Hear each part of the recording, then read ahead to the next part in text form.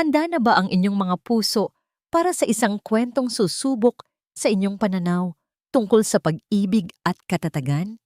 Isang magandang araw po sa inyong lahat, mga minamahal naming tagapakinig. At muli, samahan ninyo akong buksan ang isang panibagong aklat ng buhay. Sabi nila, ang mga sugat naghihilom. Pero paano kung ang mismong taong nangakong mag-aalaga sa iyo ang siyang dahilan ng pinakamalalim na sugat sa iyong puso? Posible pa bang magtiwala? Posible pa bang umibig muli? Halina't pakinggan natin ang kwento ni Liwayway sa Bagong Liwayway. Ang bango ng leather na bumabalot sa loob ng mamahaling sasakyan ay parang lason na unti-unting kumakalat sa hangin, kasabay ng bawat hinga ni Liwayway. Nakatitig lamang siya sa labas ng bintana, pinapanood ang mabilis na pagdaan ng mga gusali sa lungsod ng tala. Ngunit wala ni isa man sa mga yon ang nakikita ng kanyang isip. Ang tanging nararamdaman niya ay ang bigat sa kanyang dibdib at ang mahigpit na pagkuyom ng kamao ng lalaking nasa tabi niya, si Sylvan, ang kanyang asawa. Hindi ka na naman sasagot? Malamig ang boses ni Sylvan. Mas malamig pa sa hanging ibinubuga ng aircon ng kanilang sasakyan. Hindi lumingon si Liwayway. Ang isang kamay niya ay inanatiling nakapatong sa kanyang sinapupunan, sa umbok ng kanyang tiyan na naglalaman ng kanilang magiging anak. 7 buwan. 7 buwan na niyang dinadala ang anghel na ito, at sa loob ng 7 buwan, tila lalo lamang tumindi ang dilim na bumabalot sa kanilang pagsasama. Sumagot ka kapag kinakausap kita, Liwayway. May diin ang bawat salita. Naramdaman ni Liwayway ang pagbilis ng tibok ng kanyang puso. Ito na naman, ang pamilyar na yabag ng panganib. Dahan-dahan siyang lumingon. Ang gwapong mukha ni Sylvan, ang mukhang minsan niyang minahal, nang higit pa sa kanyang sarili, ay tila isang maskarang gawa sa bato. Ang mga panga nito'y nagtatagis. Wala akong dapat sabihin, Sylvan. Papunta tayo sa ospital para sa check-up ko. Pwede bang huwag na nating pag-usapan yan dito? Pakiusap niya. Halos pabulong na ang boses. Huwag pag-usapan. Ipinahiya mo ako sa harap ng mga kliyente ko, Liwayway. Ang simple-simple lang ng pinapagawa ko sa'yo. Ngumiti ka, makipag-usap ka. Pero anong ginawa mo? Para kang estatwa buong gabi. Pagod lang ako, Sylvan. Isang malakas na kabig sa manibela ang biglaang ginawa ni Sylvan, dahilan para bahagyang umalog ang sasakyan at mapasigaw nang mahina si Liwayway. Napahawak siya ng mas mahigpit sa kanyang tiyan. Pagod? O baka naman abala ka na namang kausap ang kaibigan mong si Diwa? Ano na namang lason ang isinusubo niya sa utak mo? Hindi na sumagot si Liwayway. Anumang sabihin ni Binia ay magiging mitya lamang ng mas malaking apoy. Hinintay na lamang niyang huminto ang sasakyan sa tapat ng naglalakihang gusali ng Paraiso Medical Center. Paraiso? Tiendung. Isang malaking kabalintunaan. Pagbaba pa lamang niya ng sasakyan, ramdam na niya ang panginginig ng kanyang mga tuhod. Hindi dahil sa pagod, kundi sa takot. Mabilis ang mga hakbang ni Sylvan papasok sa malawak at malamig na lobby ng ospital. Pilit niyang sinabayan ang mga ito, hawak-hawak pa rin ang kanyang tiyan. Sylvan, sandali lang, dahan-dahan. Ngunit hindi siya pinakinggan nito. Sa gitna ng lobby, kung saan maraming tao ang naglalakad at naghihintay, bigla itong huminto at humarap sa kanya. Ang mga mata nito'y nag-aapoy sa galit. Ano ang sabi mo? Anito. Ang boses ay mababa, ngunit puno ng pagbabanta. Sabi ko, dahan-dahan. Nahihirapan akong sumabay. Nahihirapan ka? Isang nangising mapanlait ang gumuhit sa labi ni Sylvan. Lagi ka namang nahihirapan, Liwayway. Lagi kang pabigat. Isang bagay lang ang hinihiling ko sa'yo, hindi mo pa magawa. Hinawakan ni Sylvan ang braso niya, mahigpit, tila bakal na pumipilipit sa kanyang buto. Sylvan, nasasaktan ako. Bitiwan mo ako. Nasa ospital tayo. Pakiusap ni Liwayway. Iginagala ang mga mata sa paligid. May ilang mga tao nang napapatingin sa kanila. Wala akong pakialam, sigaw ni Sylvan, at sa isang iglap, nawala ang lahat ng kontrol nito. Ang pagkakahawak sa braso niya ay naging isang marahas na paghatak. Hinila nito ang kanyang buhok. Pilit siyang isinusubsob. Ah! Isang impit na sigaw ang kumawala sa lalamunan ni Liwayway. At pagkatapos, isang malakas na tulak. Ang lahat ay nangyari ng napakabilis. Ang kanyang mundo ay umikot. Ang huli niyang nakita ay ang makintab at puting sahig ng ospital na papalapit sa kanyang mukha. Naramdaman niya ang malakas na pagbagsak ng kanyang katawan, ang matinding sakit sa kanyang tagiliran at ang nakakabinging takot, hindi para sa kanyang sarili, kundi para sa anak na nasa sinapupunan niya.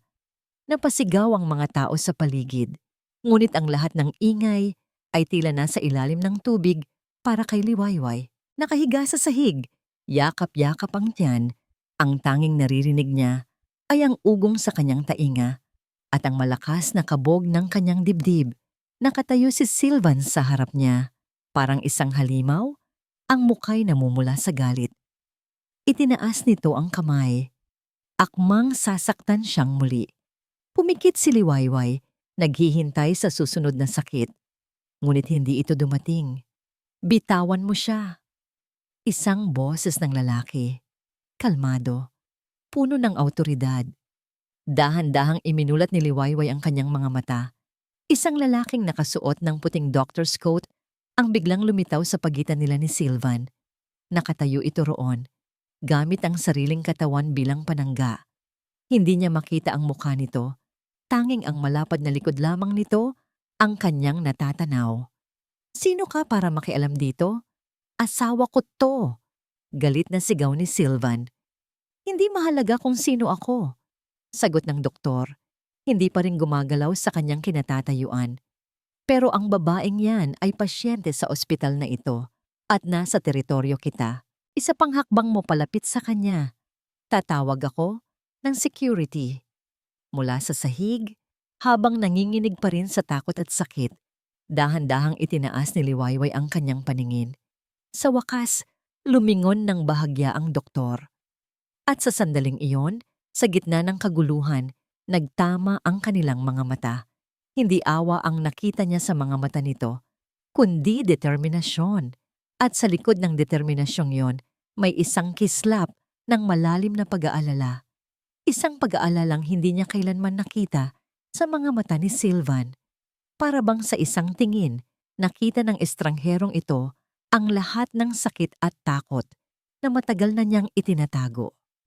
Dumating ang mga security guard at mabilis na inilayo si Sylvan na patuloy pa ring sumisigaw at nagbabanta. Ngunit hindi na yon ang naririnig ni Liwayway. Ang tanging nakikita niya ay ang doktor na ngayon ay nakaluhod na sa kanyang tabi. Ang mga matay puno ng hindi maipaliwanag na emosyon. Dahan-dahan, habang tinutulungan siyang bumangon ng mga nurse, ang huling salita ni Sylvan ay tumagos sa lahat ng ingay. Isang pangakong kasing lamig ng yelo na dumudurog sa kanyang puso. Hindi pa tayo tapos, Liwayway. Sa akin ka pa rin uuwi. Ang mga salitang yon ay umalingaw-ngaw sa kanyang isipan. Isang sumpa, isang paalala na ang paraisong kanyang kinatatayuan ay isa lamang palabas at ang impyernong kanyang tinatakasan ay laging isang hakbang lang sa kanyang likuran. Ang amoy ng antiseptic ay mas matapang kaysa sa pabango ng mga bulaklak na nasa mesang katabi ng kanyang kama. Ang bawat sulok ng pribadong silid sa Paraiso Medical Center ay puti, malinis at tahimik. Isang malaking kaibahan sa maingay at marahas na eksenang naganap sa lobby kanina lamang. Ngunit para kay Liwayway, ang katahimikan ay mas nakakabingi. Sa katahimikan, mas malinaw niyang naririnig ang paulit-ulit na alingawngaw ng boses ni Sylvan. Sa akin ka pa rin uuwi. Nanginginig pa rin ang kanyang mga kamay habang nakapatong sa kanyang tiyan. Pinakikinggan niya ang mahinang tunog ng fetal monitor. Isang patunay na ang munting puso sa loob niya ay tumitibok pa rin ng malakas. Salamat sa Diyos. Iyon na lamang ang tanging mahalaga. Ngunit kasabay ng pasasalamat ay ang pag-agos ng luha mula sa gilid ng kanyang mga mata.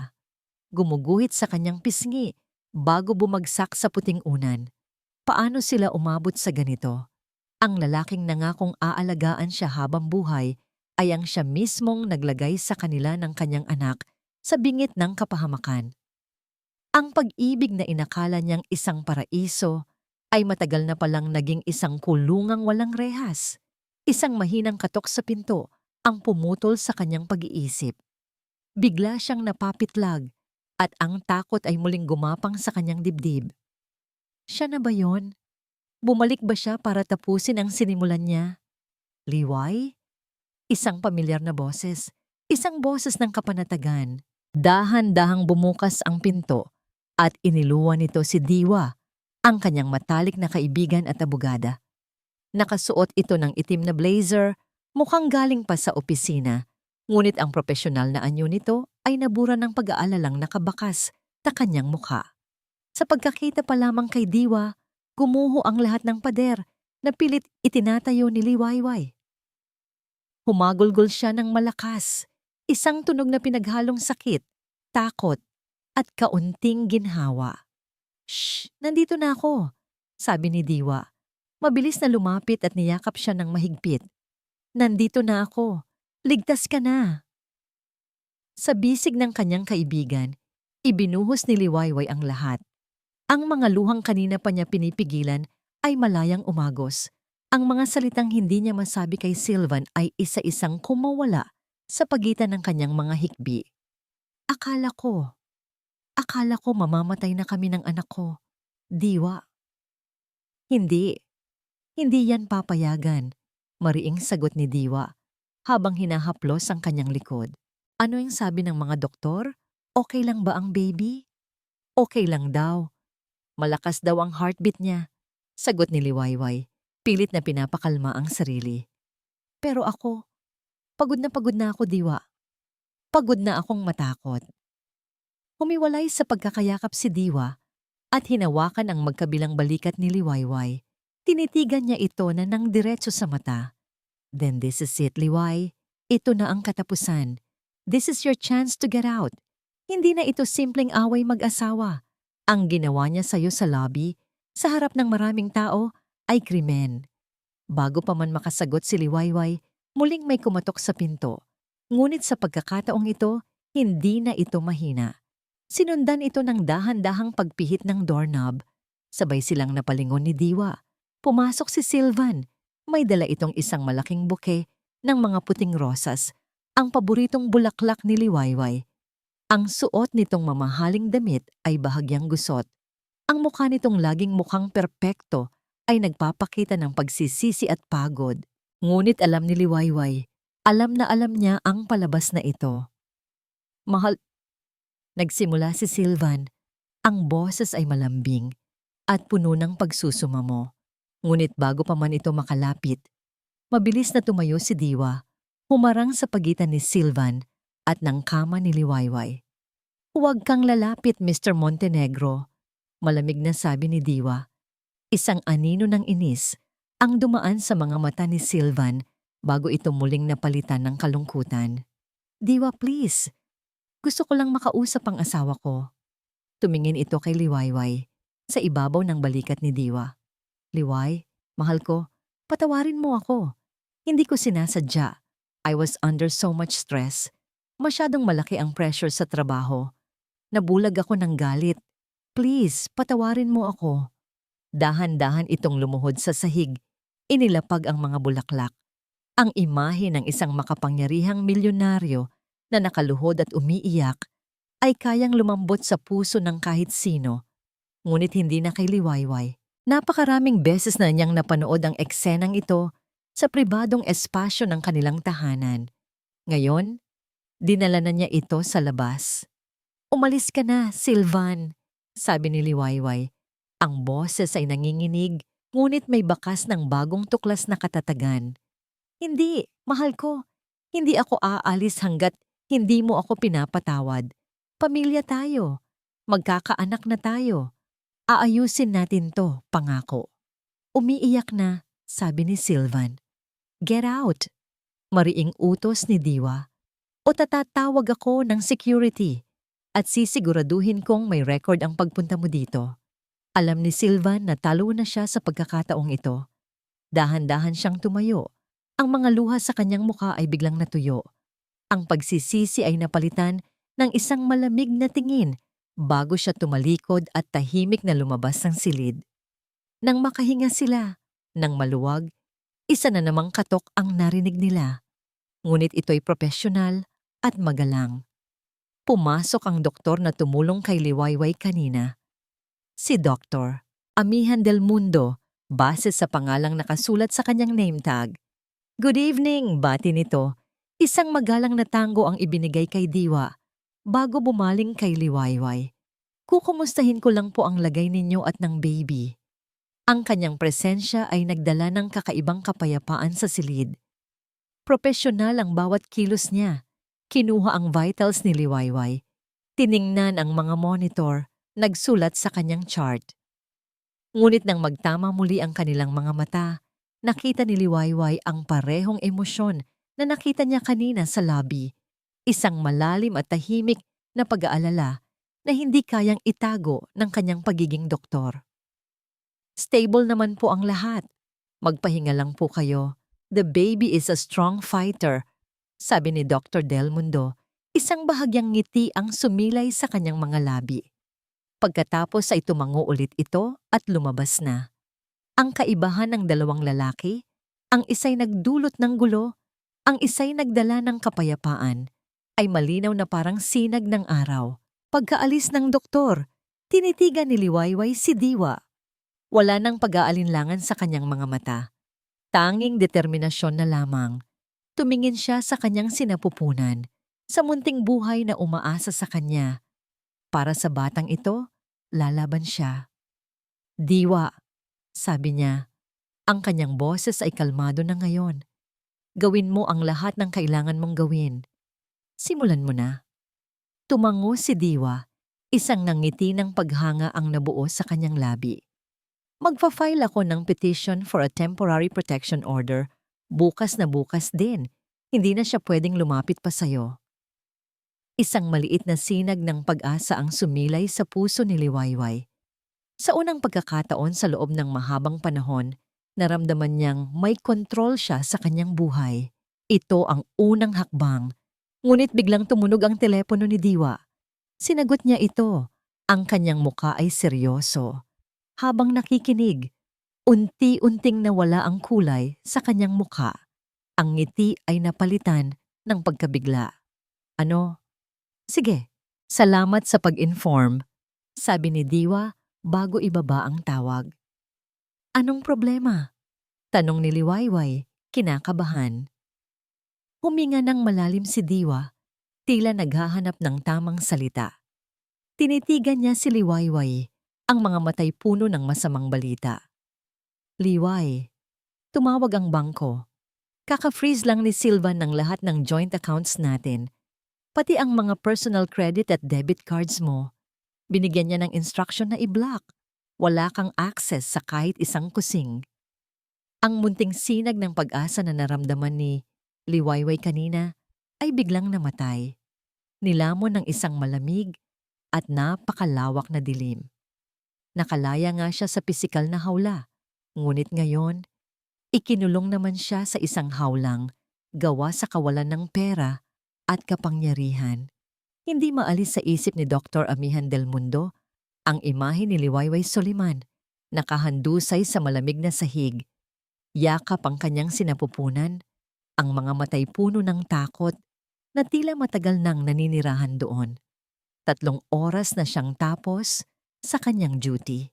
Nakaupo siya ngayon sa tahimik niyang opisina, sa harap ng isang tasang kape na kanina pa lumamig, ngunit hindi pa rin siya makauwi. May kung anong pumipigil sa kanya, isang pamilyar na bigat sa kanyang dibdib. Pumikit siya ng mariin at isang ibang muka ang kanyang nakita. Ang muka ng kanyang nakababatang kapatid na si Luna. Nakangiti ito, ngunit ang nangiti ay hindi umaabot sa kanyang mga mata. Naalala niya ang huling beses na nag-usap sila, 1 linggo bago ito natagpuang wala ng buhay sa sarili nitong banyera.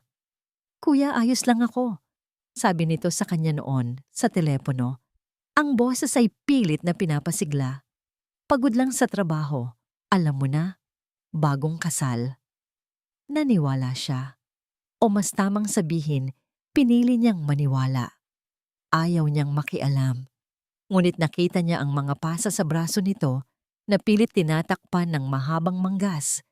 Nakita niya ang takot sa mga mata nito sa tuwing biglang darating ang asawa nito. Nakita niya ang lahat ng senyales. Sana mas naniwala ako sa nakita ng mga mata ko kaysa sa narinig ng tainga ko. Ang pagsisising iyon ay isang multong bumabalot sa puso ni Amihan sa loob ng maraming taon. At ngayon, ang multong iyon ay muling nagising.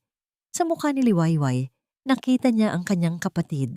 At sa pagkakataong ito, hindi siya pwedeng magbingi-bingihan. Hindi na muli. Alam niya ang uri ng mga lalaking tulad ni Silvan Montenegro. Ang mga ito'y hindi tumitigil. Ang paghingi ng tawad sa publiko ay isang palabas. Ang pagpapadala ng bulaklak ay isang anyo ng pagmamanipula. Sa likod ng mga nakasarang pinto, ang halimaw ay muling lalabas. Mas mabangis, mas mapanganib. Tumayo si Amihan. Isang desisyon ang nabuo sa kanyang isipan. Hindi siya pwedeng maging doktor lang ngayong gabi. Kailangan niyang maging tao. Kumatok siya. Nang marahan sa pinto ng silid ni Liwayway, naroon pa rin si Diwa. Mukhang hindi natulog. Nagbabantay sa kanyang kaibigan. Nagulat ang dalawa sa kanyang pagdating. "Dr. Del Mundo? May problema po ba?" Nag-aalalang tanong ni Diwa. Umiling si Amihan at pumasok sa silid. Tumingin siya ng diretso kay Liwayway na pilit na umupo ng maayos sa kanyang kama.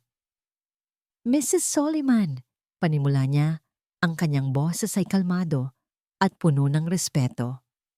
"Liwayway, alam kong hindi ko dapat ito pinakikialaman at marahil ay wala akong karapatan, pero hindi ako matatahimik." Huminga siya ng malalim. Ang mga lalaking tulad ng asawa ninyo, hindi sila nagbabago dahil sa isang insidente. Madalas, mas nagiging marahas pa sila kapag naramdaman nilang nawawalan sila ng kontrol. Nakita niya ang pagbabago sa ekspresyon ni Liwayway mula sa pagtataka. Naging pagkilala ito sa katotohanan ng kanyang sinasabi. "Ano ang ibig mong sabihin, Doc?" tanong ni Diwa, ang mga matay naniningkit sa pag-iingat. "Hindi ka ligtas dito," diretsong sabi ni Amihan kay Liwayway. "Kahit gaano karaming security ang ilagay ng ospital, masyadong makapangyarihan ang asawa mo. Masyadong malawak ang koneksyon niya. Kaya niyang gumawa ng paraan para makapasok dito. Kaya niyang gumawa ng paraan para makuha ang gusto niya. Anong solusyon ang naiisip mo?" Si Diwa ulit ang nagsalita, handang protektahan ng kaibigan. Tumingin si Amihan kay Liwayway at sa pagkakataong ito, hinayaan niyang makita nito ang sinseridad sa kanyang mga mata.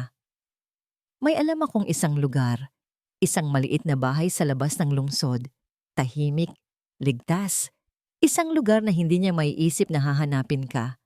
Maari kang manatili doon hanggang sa maging handa kang harapin siya sa korte." Natahimik si Liwayway. Nakita ni Amihan ang pag-aalinlangan sa kanyang mukha. Takot, pagdududa. Bakit mo ito ginagawa?" Halos pabulong na tanong ni Liwayway. "Hindi mo naman kami kaano-ano." Ito na ang tanong na hinihintay niya. "Dahil minsan sa buhay ko, may isang taong humingi ng tulong sa akin na hindi ko pinakinggan. At habang buhay kong pagsisisihan yon." Sagot niya, isang bahid ng sakit ang gumuhit sa kanyang boses. "Hindi po ito dahil sa awa, Liwayway. Ito po ay dahil naniniwala akong karapatan ninyo at ng magiging anak ninyo ang kaligtasan." Nagkatinginan si Liwayway at Diwa.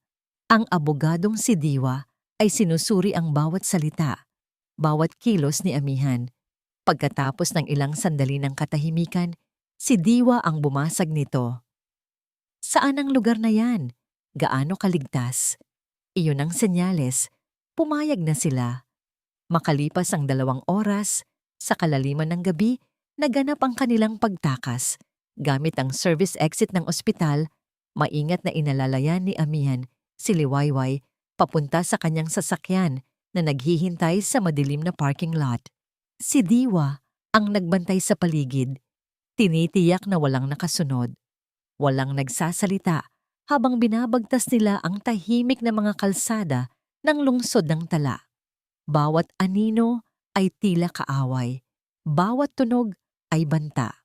Ngunit nang sa wakas ay nalampasan na nila ang mga huling gusali ng syudad at bumungad sa kanila ang madilim at malawak na highway, isang kolektibong buntong hininga ng ginhawa ang kanilang pinakawalan.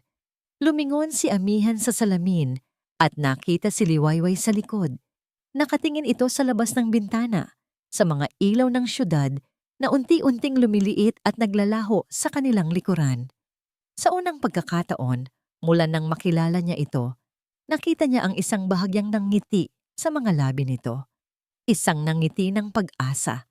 Naramdaman niya ang isang kakatuwang gaan sa kanyang dibdib. Ngayong gabi, tinubos niya ang isang bahagi ng kanyang nakaraan.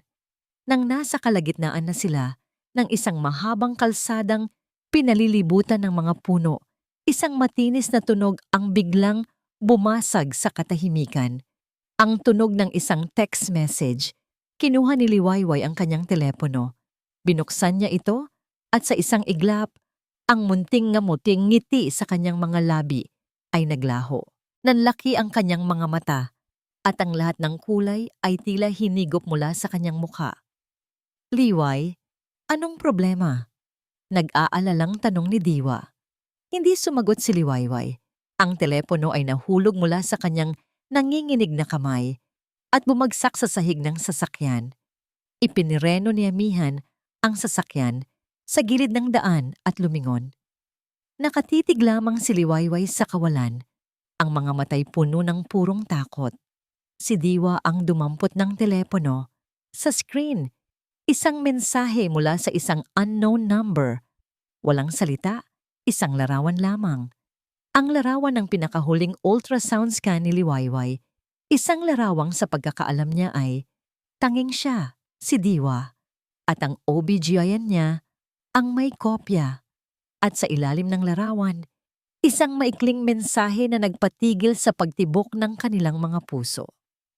Kahit saan ka magtago, mahahanap kita at kukunin ko ang anak ko.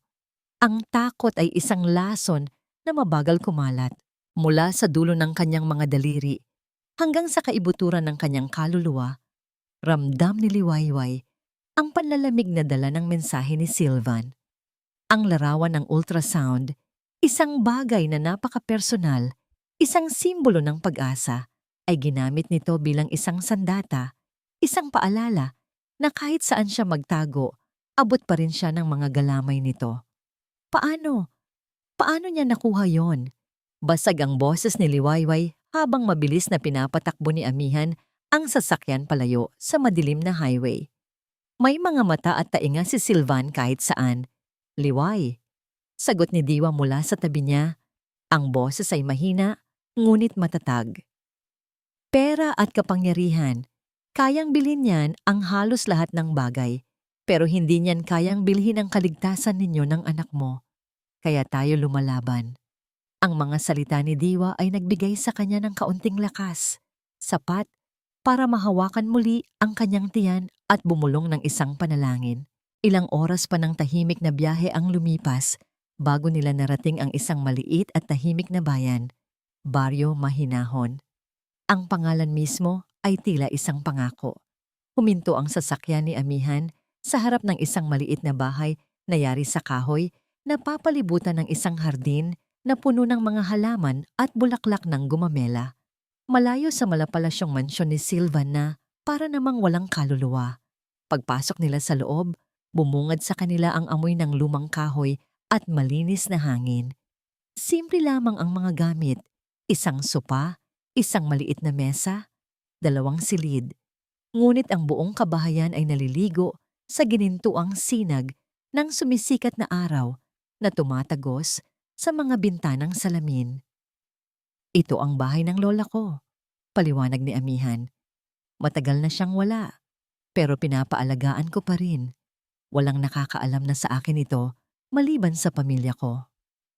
Sa unang pagkakataon sa loob ng napakaraming taon, nakaramdam si Liwayway ng isang bagay na matagal na niyang kinalimutan. Kapayapaan. Isang kapayapaang marupok, ngunit totoo.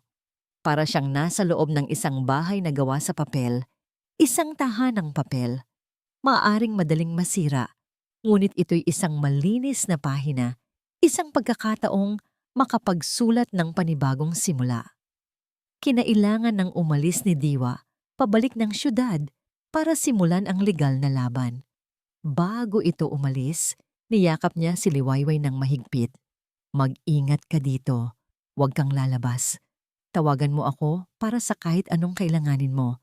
Babalitaan kita sa lahat ng mangyayari. Laban, Liway. Naiwan silang dalawa ni amihan sa katahimikan ng bahay. Medyo awkward, medyo nakakailang. Isang estranghero ang nagbukas ng tahanan nito para sa kanya. Isang estrangherong nagligtas sa buhay niya. Gutom ka na ba? Tanong ni amihan, bumasag sa katahimikan. Magluluto ako. Tumango lamang si Liwayway, hindi alam kung ano ang dapat sabihin. Pinanood niya si amihan habang naglalabas ito ng mga sangkap mula sa isang paper bag na dala nito. Gulay, sibuyas, kamatis at isang piraso ng karne. Kumilos ito sa maliit na kusina nang may kahusayan at katiwasayan, tila sanay na sanay. Ang tunog ng hinihiwang sibuyas, ang lagaslas ng tubig mula sa gripo, ang kalansing ng sandok sa kaserola. Ang lahat ng iyon ay mga ordinaryong tunog ng isang tahanan na matagal nang hindi naririnig ni Liwayway. Sa mansyon nila ni Sylvan, mga katulong ang gumagawa ng lahat. Ang kusina nila ay parang isang museum. Maganda, pero walang buhay. Sinigang, sabi ni amihan. Napansin marahil ang kanyang pagmamasid. Paborito mo raw, sabi ni Diwa. Isang maliit na ngiti ang sumilay sa labi ni Liwayway. Isang simpleng bagay, ngunit para sa kanya, iyon ay isang malaking bagay. Ang pagkakaroon ng isang taong nakikinig. Habang nagluluto si amihan, umupo si Liwayway sa may bintana. Pinapanood ang mga paru-parong naglalaro sa hardin. Ang asim na amoy ng sinigang ay unti-unting pumuno sa hangin. Isang amoy na nagpapaalala sa kanya ng kanyang kabataan. Sa kusina ng kanyang ina. Nang maluto na, sabay silang kumain sa maliit na mesa. Walang mamahaling kubyertos, walang mga kristal na baso. 2 plato, 2 baso, at isang mangkok ng mainit na sinigang sa gitna. Ngunit ang simpleng pananghaliang iyon ay mas masarap pa kaysa sa alinmang magarbong handaan na napuntahan niya. Pagkatapos kumain, naglakad-lakad sila sa hardin sa likod bahay. Doon, sa ilalim ng isang puno ng mangga, sa unang pagkakataon, nagkwento si Liwayway. Hindi tungkol kay Sylvan, hindi tungkol sa sakit, kundi tungkol sa mga pangarap na matagal na niyang ibinaon sa limot. Bago ako ikasal, mahilig akong magpinta. Anya, ang boses ay halos pabulong habang hinahaplos ang isang bulaklak.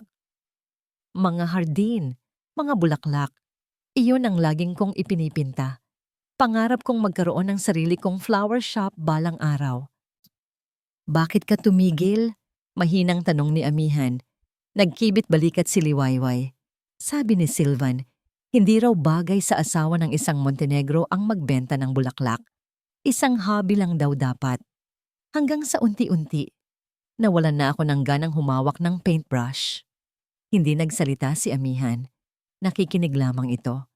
At sa paraan ng kanyang pakikinig, ramdam ni Liwayway na naiintindihan siya nito. Hindi siya hinuhusgahan. Binibigyan siya nito ng espasyong maging siya. At doon, sa ilalim ng puno ng mangga, isang munting buto ng pagtitiwala. At marahil, isang bagay na higit pa ang nagsimulang sumibol sa kanyang puso. Ang unti-unting kilig na dala ng respeto at kabutihan. Kinagabihan, habang naghahanda na siya para matulog sa silid na inihanda para sa kanya, tumunog ang kanyang telepono. Si Diwa. Ngumiti si Liwayway bago sagutin ang tawag. Iniisip na marahil ay mangungumusta lang ito. Liway, Diwa, kamusta? Ayos lang kami dito. Ang tahimik. Liway, makinig ka. Seryoso ang boses ni Diwa. Nawala ang nangiti sa labi ni Liwayway. May masamang balita. Biglang bumilis ang tibok ng puso niya. Ano yon? Isang buntong hininga ang narinig niya mula sa kabilang linya. Nakatanggap na ako ng kopya ng reklamo mula sa mga abogado ni Silvan. Nag-file siya ng countersuit. Anong kaso? Liway. Nag-aalangan si Diwa. He's filing for sole custody of your child. Napahawak ng mahigpit si Liwayway sa telepono. Anong basihan niya? Narinig niya ang paglunok ni Diwa bago nito sabihin ang mga salitang babasag sa kapayapaang kapipiraso pa lang niyang binubuo. Inaakusahan kanya ng adultery at sinasabi niyang mayroon kang history of mental and emotional instability, kaya hindi ka karapat-dapat na maging ina. Ang tahanang papel na kanyang kanlungan ay tila biglang tinangay ng isang malakas na hangin. Ang mga pader na gawa sa Pag-asa ay gumuho at muli, naiwan siyang nakalantad at nanginginig sa gitna ng papalapit na bagyo. Ang mga salita ni Diwa sa telepono ay parang mga pako na ibinaon sa kanyang puso. Adultery, mental and emotional instability. Pagkatapos ng tawag, nanatili siyang tulala sa gitna ng sala. Hawak ang teleponong tila biglang bumigat. Ang kapayapaang naramdaman niya kanina lang ay parang isang panaginip na biglang binulabog ng isang bangungot. Naramdaman niya ang paggalaw ng sanggol sa kanyang sinapupunan, isang munting paalala kung para kanino ang laban na ito. Ngunit paano kalalaban kung ang unang bala pa lang ay tumama na sa iyong pagkatao? Sa mga sumunod na araw, sinubukan ni Amihan na gawing normal ang lahat. Nagluluto siya, nag-aalaga ng hardin, at pilit na ibinabaling ang usapan sa mga bagay na magaan. Ngunit ramdam ni Liwayway ang paparating na bagyo at nagsimula ito sa isang patak, isang artikulo, online. Habang nag-iisa sa sala, hindi niya napigilan ang sarili. Binuksan niya ang tablet na iniwan ni Amihan. Gamit ang nanginginig na mga daliri, tinipa niya ang sarili niyang pangalan sa search bar. Ang mga lumabas na resulta ay parang mga sampal sa kanyang mukha. Milyonaryong si Silvan Montenegro, biktima ng isang mapanlinlang na asawa. Ang lihim na buhay ni Liwayway Soliman, mga revelasyon mula sa isang malapit na kaibigan. Binuksan niya ang isang artikulo. Puno ito ng mga kasinungalingan, binaluktot na katotohanan, at mga pahayag mula sa mga source na walang pangalan. Ipininta siya bilang isang babaeng hindi marunong makontento, isang gold digger na may problema sa pag-iisip. May mga pahiwatig tungkol sa kanyang sobrang pagiging emosyonal at mga gawa-gawang kwento ng pananakit. Ngunit ang pinakamasakit ay hindi ang mga artikulo, kundi ang comment section sa ilalim nito. Kawawang Sir Silvan, gwapo na, mayaman pa, pero sa maling babae na punta. Kitang-kita naman sa mukha ng babae, mukhang pera at malandi. Dapat lang sa kanya yan, siraulo pala eh. Kunin na ni Sir Silvan ang bata bago pa madamay sa kabaliwan ng ina. Bawat salita ay parang lason. Hindi niya namalayang tumutulo na pala ang kanyang mga luha, bumabagsak sa screen ng tablet. Napahawak siya sa kanyang dibdib, nahihirapang huminga. Ang hangin sa loob ng bahay ay tila biglang naubos. Liway? Ang boses ni Amihan mula sa pinto ng kusina. Nakita siya nitong nakayuko sa tablet, nanginginig. Sa isang iglap, nasa tabi na niya ito. Mabilis nitong kinuha ang tablet at pinatay.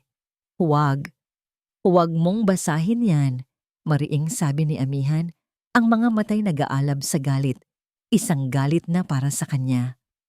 Lahat yan kasinungalingan, isang palabas na binayaran ni Silvan. Pero naniniwala sila, Amihan. Humihikbing sabi ni Liwayway. Naniniwala ang mga tao sa kanya. Hindi sila mahalaga, sabi ni Amihan. Hinawakan ng kanyang balikat. Ang mahalaga ay ang katotohanan. Kinabukasan, pilit siyang niyaya ni Amihan na lumabas sa hardin para makalanghap ng sariwang hangin. Ngunit ang munting santuwaryo na dating nagbibigay sa kanya ng kapayapaan ay naging isang lugar ng panganib. Habang nakaupo sila sa ilalim ng puno ng mangga, isang mabilis na kislap ng liwanag mula sa di kalayuan ang kanilang napansin. Sinundan ito ng isang pamilyar na tunog. Ang click ng isang kamera. Mabilis na napatayo si Amihan. Ang buong katawan ay alerto. Iniharang niya ang sarili sa harap ni Liwayway, nagsisilbing panangga. Sino yan? Sigaw niya. Mula sa likod ng makapal na halamanan sa labas ng bakod, isang lalaking may dalang kamera na may mahabang lente ang lumabas. Isang paparazzo. Relax lang, Doc. Kumukuha lang ng litrato. Sigaw ng lalaki. Hindi inaalis ang kamera sa kanyang mukha.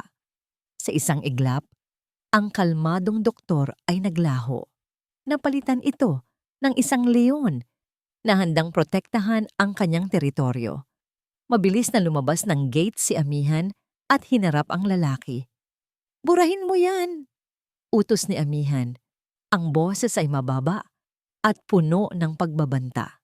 Trabaho lang to, boss. Sikat na ang kwento ninyo eh. Mapang-asar na sagot ng lalaki at muling itinaas ang kamera. Tinutok ito sa gulat na mukha ni Liwayway na nakasilip mula sa likod ni Amihan. Iyon na ang nagtulak kay Amihan sa kanyang hangganan. Hinawakan niya ang lente ng kamera at pilit itong ibinaba. Sinabi ng burahin mo, sino ang nagpadala sa'yo dito? Si Montenegro, di ba? Teka, huwag kang mananakit. Sigaw ng lalaki, bahagyang natakot. Tinitigan nito si Amihan mula ulo hanggang paa. Isang mapanuring ngisi ang gumuhit sa labi nito. Sino ka ba talaga, Doc? Ikaw ba yung adultery na sinasabi sa balita? Ikaw ba ang kabit? Ang salitang kabit ay tumama, na parang sampal hindi lang kay Amihan, kundi pati na rin kay Liwayway na nakarinig ng lahat. Ito na nga. Ito ang plano ni Sylvan. Ang isama si Amihan sa gulo. Ang gawing marumi ang tanging taong tumutulong sa kanya. Bago pa man makagawa ng kahit ano si Amihan na pagsisisihan niya, umalis na ang paparazzo, tumatakbo palayo. Naiwan si Amihan na nakakuyom ang mga kamao, ang dibdib ay umaalon sa galit. Kinagabihan, ang pinakamasamang bangungot ay nagkatotoo. Lumabas sa telebisyon, sa isang primetime news program, si Sylvan Montenegro. Nakaupo ito sa isang mamahaling silya, ang kanyang mukha ay nagpapakita ng perpektong timpla ng kalungkutan at katatagan. Nanonood sila ni Amihan mula sa maliit na telebisyon sa sala. Parehong hindi makapagsalita. Mr. Montenegro, maraming espekulasyon ang lumalabas. Ano po ba talaga ang katotohanan? Tanong ng sikat na TV host. Huminga ng malalim si Sylvan, tila nag-iipon ng lakas. Unang-una sa lahat, isa akong pribadong tao. Ayoko sanang ilabas sa publiko ang problema ng aking pamilya. Pero wala na akong magawa. Anya, ang boses ay bahagyang paos. Tila pinipigilan ang pag-iyak. Mahal na mahal ko ang asawa ko, si Liwayway. Ngunit sa mga nakalipas na buwan, marami siyang pinagdadaanan. Emotionally, I tried to get her help, pero tumanggi siya. May mga alegasyon ng pananakit. Hindi yan totoo. Mabilis na sagot ni Sylvan, umiling-iling. Nagkaroon kami ng matinding pagtatalo, oo. At inaamin ko, naging masyadong marahas ang mga salita ko. Pinagsisisihan ko yon, pero hindi ko siya kailanman sinaktan. Ang nasa video ay isang aksidente. Nadulas siya. Tinulak ko ba siya? Hindi. Ang totoo, sinalo ko pa nga siya. Isang kasinungalingan.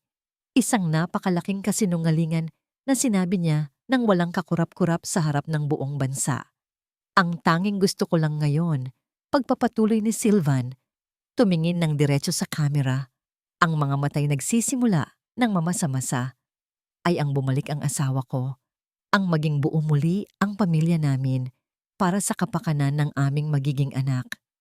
Liwayway, mahal, kung nanonood ka, umuwi ka na. Nag-aalala ko sa'yo. Pagkatapos ng interview, pinatay ni Amihan ang telebisyon. Ang silid ay binalot ng isang mabigat na katahimikan. Gumuho ang mundo ni Liwayway. Napanood niya kung paano binaluktot ni Sylvan ang katotohanan, kung paano nito ginamit ang kanyang kapangyarihan para linlangin ang buong sambayanan. At ang pinakamasakit sa lahat, alam niyang maniniwala ang mga tao. Maniniwala sila sa kaawa-awang bilyonaryo, hindi sa isang takas at baliw na asawa. Kinabukasan, isang lalaking nakauniporme ang kumatok sa kanilang pinto. Isang process server. May inabot itong isang makapal na brown envelope kay Liwayway. Nanginginig ang mga kamay niya habang binubuksan ito. Sa loob, isang salansan ng mga dokumento. At sa pinakaibabaw, nakasulat sa malalaking titik ang mga salitang nagpapatunay na ang bagyo ay hindi na paparating. Nandito na. Summons. Regional Trial Court. Hawak niya ang papel. Ang bigat nito ay tila bigat ng buong mundo. Hindi na ito mga salita sa internet. Hindi na ito kasinungalingan sa telebisyon. Ito ay totoo. Isang utos. Isang laban na hindi niya alam kung paano sisimulan o kung paano ipapanalo. Desperasyon. Iyon ang salitang paulit-ulit na umiikot sa isip ni Atty. Nodiwa Lazaro habang nakatitig sa pader ng kanyang opisina. 2:00 na ng madaling araw. Sa harap niya ay nagkalat ang mga dokumento ng kaso ni Liwayway. Bawat isa ay isang patunay kung gaano hindi paatas ang laban. Ang petisyon ni Sylvan ay perpektong pagkakagawa, puno ng mga eksperto na nagpapatunay sa emotional instability ni Liwayway at mga sinumpaang salaysay mula sa mga saksi na binayaran para magsinungaling. Samantala, ang tanging alas nila ay ang testimonya ni Liwayway na ngayon ay itinatatak ng publiko bilang salita ng isang baliw. Tinawagan niya si Liwayway kanina. Narinig niya ang kawalan ng pag-asa sa boses ng kaibigan, isang boses na unti-unting nilalamon ng bagyo ng kasinungalingan ni Sylvan. At doon niya naunawaan, hindi sila mananalo sa laban na ito sa loob ng korte, hindi sa ganitong paraan. Ang batas ay bulag, ngunit ang pera ni Sylvan ay kayang bumili ng mga mata para dito. Mga matang titingin sa direksyong gusto niya.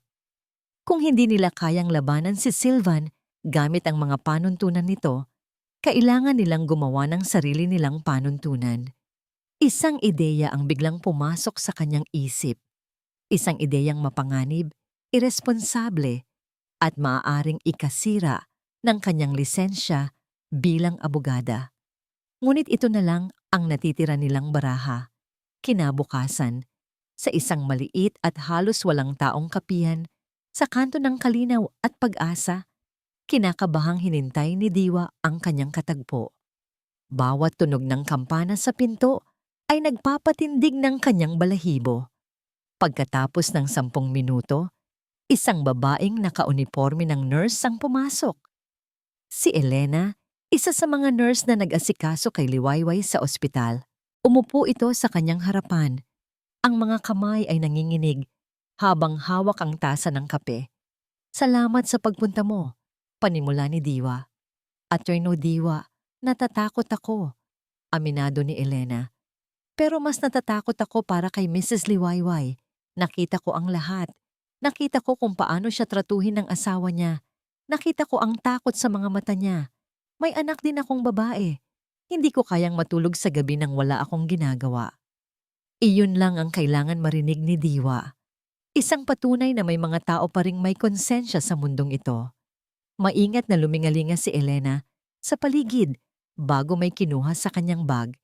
Isang maliit na itim na USB flash drive. Dahan-dahan niya itong itinulak sa ibabaw ng mesa. CCTV footage mula sa main lobby. High definition. Malinaw ang lahat. Ang paghila sa buhok, ang pagtulak, ang pagsigaw niya. Pabulong na sabi ni Elena. Kumuha ako ng kopya bago pa yan mawala sa system. Alam kong gagawa ng paraan si Mr. Montenegro. Hinawakan ni Diwa ang USB. Ang bigat nito ay parang bigat ng isang gintong bar. Ito ang kanilang sandata. Ang kanilang huling pag-asa. Utang ko to sa'yo, Elena. Utang to ni Liwayway sa'yo, sabi ni Diwa. Ang boses ay puno ng pasasalamat. Itago niyo na lang po ang pangalan ko. Para na lang sa pamilya ko. Pakiusap ng nurse bago mabilis na tumayo at umalis. Tila isang aninong naglaho sa karamihan. Nang gabing iyon, sa kanyang kondo, nakaupo si Diwa sa harap ng kanyang laptop. Isinaksak niya ang USB, pinanood niya ang video, at gumuho ang kanyang puso. Mas malala pa ito kaysa sa ikinuwento ni Liwayway. Ang brutalidad, ang kawalang awa sa mukha ni Sylvan, ang pagsigaw ng mga tao, ang pagdating ni Amihan. Kitang-kita ang lahat. Malinaw na malinaw. Ang abogada sa isip niya ay sumisigaw. Illegally obtained evidence. Hindi yan tatanggapin sa korte. Pwede kang madisbar dito, Diwa. Professional suicide ito. Ngunit ang kaibigan sa puso niya ay humahagulgol. Paano kung matalo tayo? Paano kung makuha ni Sylvan ang bata? Paano si Liwayway? Tumingin siya sa isang litratong nakadisplay sa kanyang mesa. Isang litrato nila ni Liwayway noong college, parehong nakangiti. Walang bahid ng mga problemang haharapin nila sa hinaharap. Kung hindi nila makukuha ang hustisya sa loob ng korte, dadalhin niya ang korte sa lab. Sa korte ng opinyon ng publiko. Huminga siya ng malalim. Gumawa siya ng isang pekeng email account. Gumawa siya ng isang pekeng social media profile. In-upload niya ang video. Nag-type siya ng isang maikling caption. Ang katotohanan sa likod ng mga kasinungalingan ni Sylvan Montenegro. Ikalat para sa hustisya. Ang kanyang daliri ay nagtagal sa ibabaw ng enter key. Isang pagdududa, isang huling pag-aatubili, ito na yon. Ang sandaling babago sa lahat. Pinikit niya ang kanyang mga mata. Inisip ang mukha ni Liwayway at pinindot ito. Sa una, wala. 10 views, 20 views. Pagkatapos ng 5 minuto, 100, 1,000. Nag-refresh siya. 10,000 views, 1,000 shares. Ang comment section ay biglang sumabog. Hayop siya. Halimaw. Ito ba ang nadulas lang? Grabe ka, Sylvan Montenegro. OMG, buntis pa yung asawa niya. Ikulong yan. Sa loob ng 1 oras, ang video ay nasa lahat na ng dako. Isang hashtag ang biglang umusbong at mabilis na naging numero 1 sa trending list. Justice for Liwayway. Hindi tagumpay ang naramdaman ni Diwa, kundi isang nakakabinging halo ng takot at ginhawa. Nagsindi siya ng apoy. Ngayon, ang kailangan na lang niyang gawin ay manalangin na hindi siya kasamang masunog. Pinatay niya ang kanyang laptop, nanginginig pa rin. Tumayo siya para kumuha ng isang basong tubig nang biglang tumunog ang kanyang telepono. Isang private number. Kinakabahang sinagot niya ito. Hello? Walang sumagot sa kabilang linya. Tanging isang malamig at profesional na boses ng lalaki ang kanyang narinig. Isang boses na pamilyar sa kanya. Ang lead counsel ni Sylvan, si Attorney Robles. Hindi ito sumigaw. Hindi ito nagbanta. Nagsabi lamang ito ng 6 na salita na nagpatigil sa pag-ikot ng kanyang mundo at nagpalamig sa dugo sa kanyang mga ugat. Alam namin kung ano ang ginawa mo.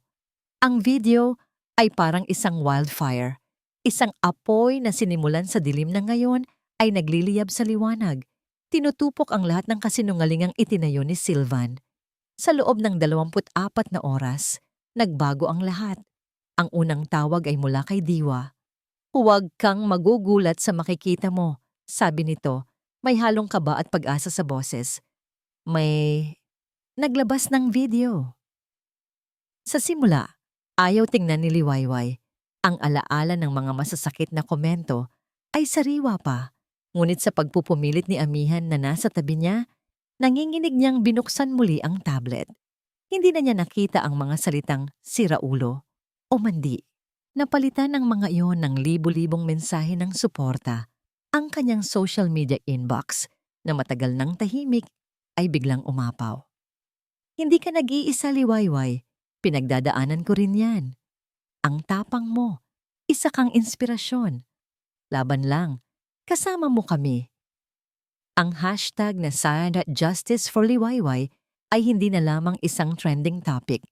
Naging isa itong sigaw, isang kilusan. Ang mga babaeng hindi niya kilala, mula sa iba't ibang sulok ng bansa, ay nagbabahagi ng sarili nilang mga kwento ng pananahimik. Sa unang pagkakataon, naramdaman niyang hindi siya nag-iisa sa laban. Ang mga luhang pumatak sa screen ng tablet sa pagkakataong ito ay hindi na luha ng sakit, kundi luha ng pasasalamat. Tumingala siya kay Amihan, isang ngiti ang unti-unting sumilay sa kanyang mga labi. Ngunit ang nakita niya sa mukha ni Amihan ay hindi purong saya.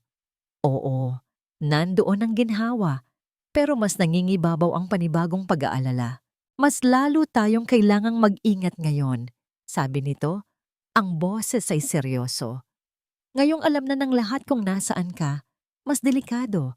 Si Sylvan, kapag nasusukol, mas lalong nagiging mapanganib. Kinagabihan, tumawag si Diwa.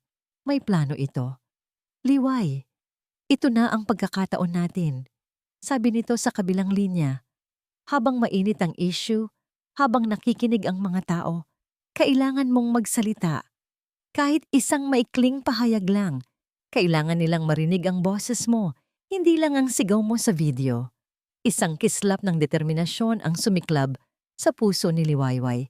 Tama si Diwa, ito na ang oras. Sige, payag ako. Hindi. Ang isang salitang yon ay nagmula kay Amihan na nakarinig ng usapan. Mabilis at matatag. Kinuha nito ang telepono mula sa speaker mode. Diwa, masyadong delikado. Lalabas siya sa publiko? Hahanapin siya ng media. Hahanapin siya ng mga tauhan ni Sylvan. Hindi ako papayag. Amihan, ito ang pinakamagandang gawin sa legal na aspeto, paliwanag ni Diwa. Wala akong pakialam sa legal na aspeto. Ang kaligtasan niya ang iniisip ko. Tumaas na ang boses ni Amihan. Ako na ang bahala. Kakausapin ko ang media kung kinakailangan. Magbibigay ako ng testimonya. Pero si Liwayway, mananatili siya dito kung saan siya ligtas. Ibinalik ni Amihan ang telepono kay Liwayway pagkatapos magpaalam kay Diwa. Hinarap siya nito. Ang mukha'y puno ng determinasyon. Huwag kang mag-alala, Liwayway. Poprotektahan kita. Ako ang haharap sa kanila para sa'yo. Ako na ang bahala. Poprotektahan kita. Ang mga salitang yon na dapat sana'y magbibigay sa kanya ng kapanatagan ay nagdulot ng kakaibang kirot sa kanyang dibdib. Pamilyar. Iyon ang mga linyang laging sinasabi ni Sylvan sa simula ng kanilang pagsasama. Bago nito unti-unting kinuha ang lahat sa kanya, ang kanyang mga kaibigan, ang kanyang mga pangarap, ang kanyang sariling boses. Tumingin siya kay Amihan. Nakita niya ang sinseridad sa mga mata nito. Ngunit nakita rin niya ang parehong pagnanais na ilagay siya sa isang hawlang gawa sa pag-aalaga. Ngunit hawla pa rin. Hindi Amihan, sabi ni Liwayway. Ang boses ay mahinahon, ngunit buo. Nagpapasalamat ako sa lahat ng ginawa mo, pero hindi ito ang paraan. Ano ang ibig mong sabihin? Naguguluhang tanong ni Amihan. Sinabi mong karapatan kong maging ligtas, pero karapatan ko rin na lumaban para sa sarili ko. Paliwanag ni Liwayway, tumatayo para maging kapantay nito. Sa buong buhay ko kasama si Sylvan, lagi siyang nagdedesisyon para sa akin. Laging siya ang nagsasabi kung ano ang dapat kong gawin. Ayoko nang bumalik doon. Hindi mo ako kailangang iligtas, Amihan. Kailangan ko ng kasama sa laban, hindi isang bantay. Ang kanyang mga salita ay tumama kay Amihan na parang sampal. Nakita ni Liwayway ang sakit at pagkalito sa mga mata nito. Ngunit hindi siya nagpatinag. Ito ang unang pagkakataon na ipinaglalaban niya ang sarili niyang desisyon. Sa tulong ni Diwa at sa kabila ng pagtutol ni Amihan, nagset sila ng isang maikling press conference sa lobby ng building kung nasaan ang opisina ni Diwa kinabukasan. Isang kontroladong kapaligiran. Dumating si Liwayway na suot ang isang simpleng puting bestida. Kasama niya si Diwa sa kanyang tabi at ilang metro sa kanilang likuran, si Amihan. Hindi bilang suporta, kundi bilang isang anino, isang gwardiyang nagmamasid, ang mga matay alerto sa bawat galaw sa paligid. Humarap si Liwayway sa ilang piling miyembro ng media. Ang mga flash ng kamera ay nakakasilaw. Ang mga tanong ay nagsimulang magpaulanan. Ngunit sa gitna ng lahat ng yon, nahanap niya ang kanyang boses. "Magandang hapon po sa inyong lahat." Panimula niya, ang kanyang boses ay bahagyang nanginginig sa simula bago ito naging matatag. "Hindi po ako nagsalita para sa awa. Nagsalita po ako para sa katotohanan at para sa lahat ng mga babaeng takot magsalita. Ang tanging hiling ko lang po ay isang payapa at ligtas na kinabukasan para sa aking magiging anak. Maraming salamat po sa lahat ng suporta ninyo. Ipinapaubaya ko na po sa korte ang lahat." Maikli, direkta, puno ng dignidad, isang tagumpay. Habang paalis na sila, pinalibutan ng security na inarkila ni Diwa, isang reporter mula sa isang kilalang tabloid, ang sumingit at sumigaw. Hindi para kay Liwayway, kundi para kay Amihan na nasa likod nila. "Dr. Del Mundo, totoo po bang meron kayong partikular na obsesyon sa mga kaso ng domestic violence dahil sa trahedyang nangyari sa inyong kapatid?" Ang tanong ay parang isang bala na tumama sa gitna ng kanilang munting selebrasyon. Huminto ang lahat. Huminto si Liwayway. Lumingon siya. Nakita niya si Amihan na natigilan, tila isang estatwang bato. Ang lahat ng kulay ay nawala sa kanyang mukha. Ang kanyang mga mata, na laging kalmado at puno ng pag-unawa, ay biglang napuno ng isang emosyong hindi pa nakikita ni Liwayway dati. Isang nakaraan na biglang hinukay, isang sugat na biglang binuksan, isang multo na biglang nagpakita sa gitna ng nagliliyab na apoy. "Trahedyang nangyari sa inyong kapatid?" Ang mga salita ng reporter ay parang isang bala na bumaon ng malalim sa dibdib ni Amihan. At ngayon, habang nagmamaneho siya pabalik sa baryo Mahinahon, nararamdaman niya ang unti-unting pagkalat ng lason nito sa kanyang buong sistema. Ang pangalan niya ay Luna. Hindi kapatid, hindi trahedya. Ang pangalan niya ay Luna. At ang alaala niya ay hindi dapat ginagamit bilang isang sandata sa isang maruming laban. Sa tabi niya, si Diwa ay tahimik.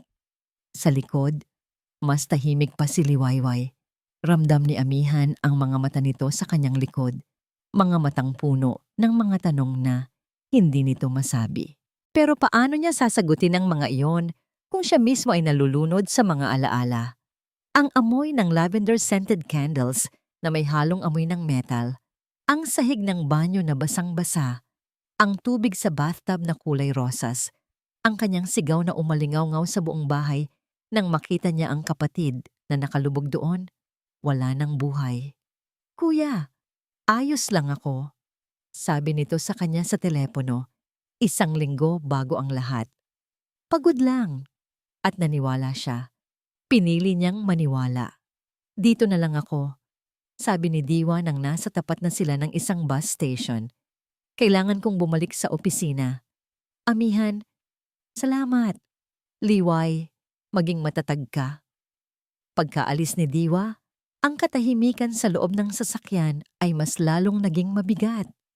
Walang nagsasalita hanggang sa makarating sila sa tahanang papel. Sa mga sumunod na araw, isang pader na yelo ang itinayo ni Amihan sa pagitan nila ni Liwayway. Ang init at pag-aalaga ay napalitan ng isang malamig at propesyonal na distansya. Ang mga tanong na lang niya ay kung kumain na ito o kung nainom na nito ang mga bitamina. Wala nang mga kwentuhan sa hardin. Wala nang mainit na sinigang. Alam niyang nasasaktan si Liwayway sa kanyang panlalamig. Nakikita niya ito sa mga mata nito. Ngunit para sa kanya, ito ang tamang gawin. Dahil ang lason na ikinalat ng tanong ng reporter ay nagsimulang kumain sa kanyang isipan. Sino ka para makialam dito?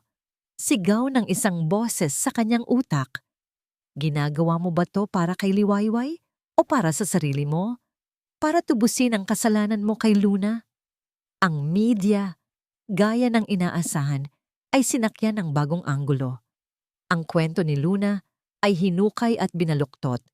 Ipininta siya bilang isang psychologically damaged na doktor na may savior complex. Isang taong naghahanap ng mga sirang babae para iligtas, para lang mapunan ang sarili niyang pagkukulang. Isang hapon, kinailangan niyang pumunta sa bayan para bumili ng ilang gamot para kay Liwayway. Habang palabas siya ng botika, isang pamilyar na boses ang tumawag sa kanya. Dr. Del Mundo. Lumingon si Amihan at natigilan. Nakatayo roon si Silvan Montenegro, nakasandal sa kanyang mamahaling sasakyan, nakangiti na parang wala silang anumang alitan. Anong kailangan mo? Malamig na tanong ni Amihan. Pinipigilan ang sarili na sugurin ito. Wala naman, sabi ni Silvan, dahan-dahang lumapit. Narinig ko ang tungkol sa kapatid mo. My condolences. Trahedya talaga.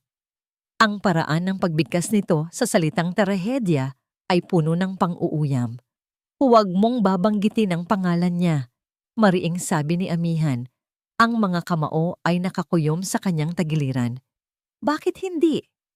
Tanong ni Silvan, ang nangiti ay hindi nawawala sa kanyang mga labi. Maganda ang kwento ninyo eh. Isang bayaning doktor na may madilim na nakaraan. Parang pelikula. Pero alam mo, Dok, ang problema sa mga bayani, minsan, hindi nila alam na sila na pala ang kontrabida. Lumapit pa ito, halos bumubulong na lang. Hindi mo siya tinutulungan, Dok. Ginagamit mo siya para pagalingin ang sarili mong sugat. Bawat tingin mo kay Liwayway, ang nakikita mo talaga ay si Luna. At alam mo sa puso mo, tama ako. Ang mga salita ni Silvan ay parang lason na direktang itinurok sa pinakamasakit na bahagi ng kaluluwa ni Amihan. Dahil sa isang sulok ng kanyang isipan, may katotohanan ng sinasabi nito. Tumalikod si Amihan at naglakad palayo. Ngunit humabol ang tawa ni Silvan, isang tawang puno ng tagumpay. Pag-uwi niya, dala niya hindi lang ang mga gamot, kundi pati na rin ang lason ng pagdududa.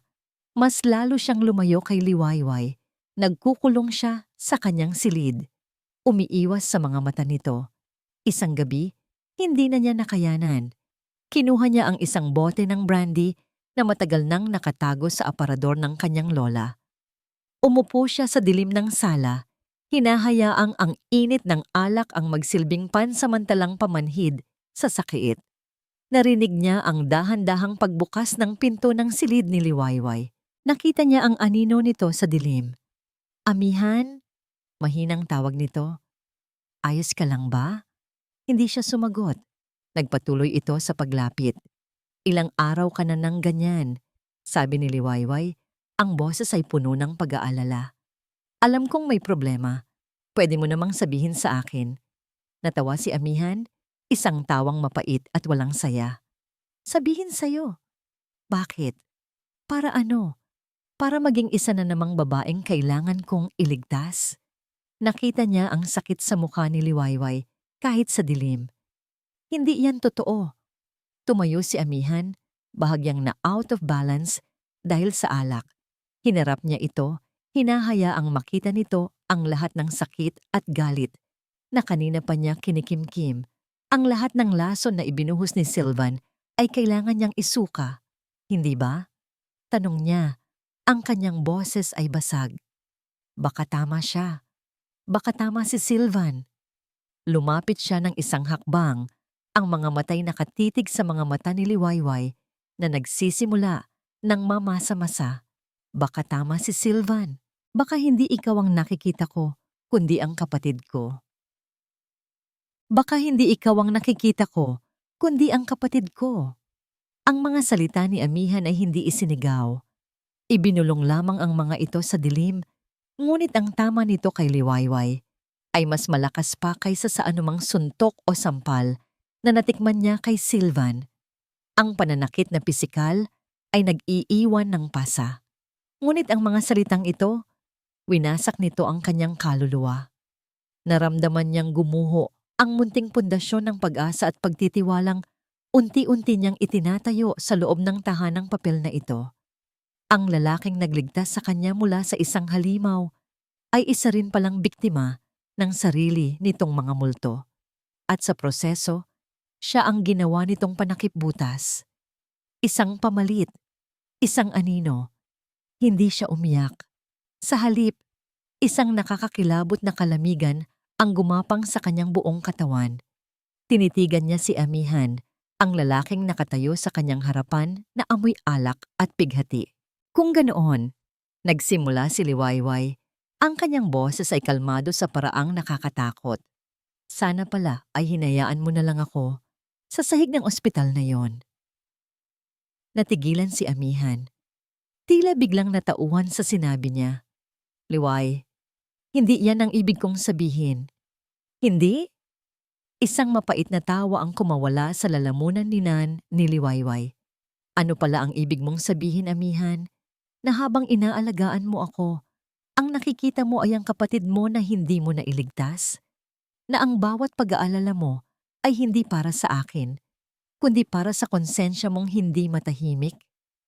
Lumapit siya, at sa unang pagkakataon, si Amihan ang umatras. Umalis ako sa isang kulungan para lang mapunta sa isa pa. Ang kaibahan lang, ang rehas ng kulungan mo ay gawa sa awa at pagsisisi. Sabi ni Liwayway, bawat salita ay may diin. Kailangan ko ng kasama sa laban. Amihan, hindi isang multo na naghahanap ng kaluluwang ililigtas.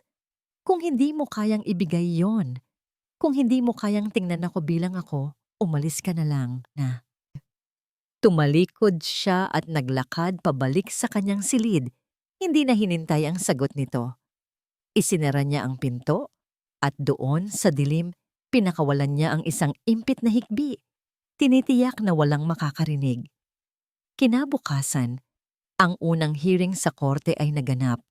Pumasok si Liwayway sa korte na tila isang sundalong sugatan. Nasa tabi niya si Diwa, ngunit ang pwesto sa kanyang likuran kung saan dapat nakaupo si Amihan ay bakante. Hindi ito sumama, hindi man lang ito lumabas ng kanyang silid kaninang umaga. Nandoon si Sylvan, nakaupo sa kabilang panig, mukhang kagalang-galang sa kanyang mamahaling suit. Ngumiti pa ito sa kanya, isang ngangiting nangangako ng pagkawasak.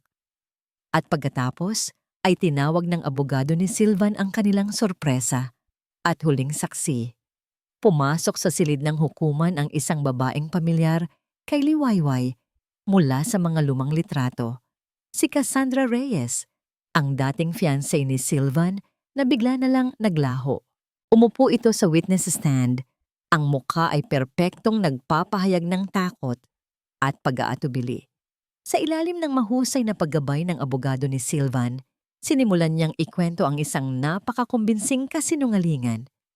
Kilala ko po si Liwayway Soliman. Nagsimula si Cassandra. Ang boses ay nanginginig. Noong kami pa po ni Sylvan, ilang beses niya po akong ginulo. Tinatawagan, sinusundan. May obsesyon po siya kay Sylvan. Napatanga si Liwayway. Hindi niya kailanman nakilala o nakausap ang babaeng ito sa buong buhay niya. Sinasabi niya pong may relasyon kami ni Sylvan kahit engaged na sila, na ako daw po ang sumisira sa kanila. Pagpapatuloy ni Cassandra, habang ang mga pekeng luha ay nagsisimulang mamuo sa kanyang mga mata. Natakot po ako sa kanya. May mga pagkakataong hindi po siya stable. Isang araw, mahal na mahal niya si Sylvan. Kinabukasan, inaakusahan niya ito ng kung ano-ano. Kaya po ako umalis para umiwas sa gulo. Ang bawat salita ay isang pako sa kabaong ng kanyang kredibilidad. Ang mga miyembro ng media sa loob ng korte ay mabilis na nagsusulat. Ang hukom ay nakikinig ng may seryosong mukha. Tumingin si Liwayway kay Sylvan. Nakatitig ito sa kanya at sa mga mata nito, nakita niya ang purong tagumpay. Ito ang kanyang atsabay, ang huling pagpatay. Gumuho ang lahat. Nawasak ang kanyang pangalan sa korte tulad ng pagwasak nito sa media. Pag-uwi niya sa baryo Mahinahon, ang bahay ay tahimik. Wala si Amihan. Ang sasakyan nito ay wala na sa garahe. Umalis ito. Iniwan siya. Umupo si Liwayway sa sala. Sa parehong lugar kung saan sinabi ni Amihan ang mga masasakit na salita kagabi. Tumingin siya sa paligid ng tahanang papel na ngayon ay nararamdaman niyang mas marupok kaysa dati. Ang lugar na naging simbolo ng kanyang pag-asa at kaligtasan ay naging simbolo na ngayon ng kanyang kabiguan at pag-iisa. Nawala ang kanyang pangalan, nawala ang kanyang laban, at ngayon, nawala rin ang lalaking inakala niyang sasalo sa kanya. Ganap na kawalan ng pag-asa. Iyon ang kanyang nararamdaman habang nakatitig sa bintana. Pinapanood ang dahan-dahang paglubog ng araw. Mag-isa siya. Talagang mag-isa na siya ngayon.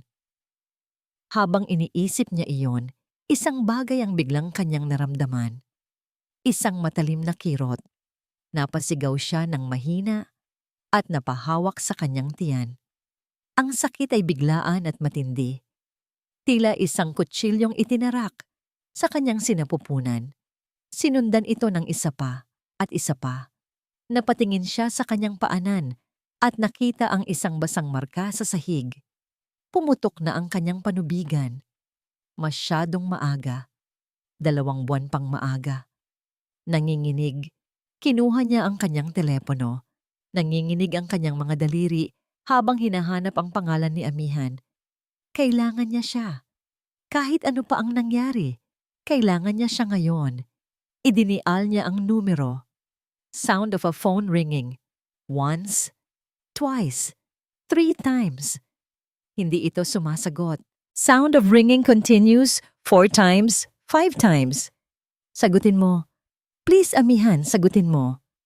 Humihikbing pakiusap niya sa kawalan habang isa na namang matinding kirot ang dumaloy sa kanyang buong katawan. Halos magpabuwal sa kanya sa sahig. The ringing stops, followed by the cold, impersonal voice of the voicemail system. Ang tawag ay hindi sinagot. Ang malamig at impersonal na boses mula sa voicemail ay ang huling tunog na nagpabagsak sa kanya. Binitiwan niya ang telepono at napasandal sa pader. Ang isang kamay ay mahigpit na nakahawak sa kanyang tiyan, habang ang isa pa'y nakatukod sa sahig para suportahan ang kanyang sarili. Iniwan siya. Sa pinakakritikal na sandali ng kanyang buhay, iniwan siya. Ang sakit ay bumalik. Mas matindi, mas humihigpit. Tila pinipiga ang bawat himaymay ng kanyang pagkatao. Ngunit sa gitna ng sakit, isang liwanag ang biglang suminag sa kanyang isipan. Diwa. Nanginginig ang kanyang mga daliri habang muli niyang inaabot ang telepono. Isang pindot lang dahil ito ang huling numerong tinawagan niya bago ang lahat ng gulo. Pagkatapos ng 2 ring, isang nag-aalalang boses ang sumagot. Liway, anong nangyari? Ayos ka lang ba? Diwa, tulong. Hirap na sabi ni Liwayway sa pagitan ng mga paghinga. Ang baby, lalabas na yata. Iyon lang ang kinailangang marinig ng kanyang kaibigan. Ang panik at pag-aalala sa boses ni Diwa ay napalitan ng awtoridad ng isang taong sanay, humarap sa krisis. Huwag kang gagalaw dyan, Liway. Nasaan ka? Papunta na ako. Tatawag ako ng ambulansya. Ang mga sumunod na sandali ay malabo para kay Liwayway. Ang tanging malinaw lang ay ang paulit-ulit na bugso ng sakit, ang tunog ng sirena na papalapit, at ang mukha ni Diwa na puno ng luha nang sa wakas ay makarating ito sa kanyang tabi. POV, Amihan. Nakatayo si Amihan sa gilid ng isang bangin, ilang bayan ang layo mula sa baryo Mahinahon. Pinapanood niya ang marahas na paghampas ng mga alon sa mga batuhan sa ibaba. Ang bawat hampas ay isang paalala sa sakit na idinulot ng kanyang mga salita kay Liwayway. Baka hindi ikaw ang nakikita ko, kundi ang kapatid ko.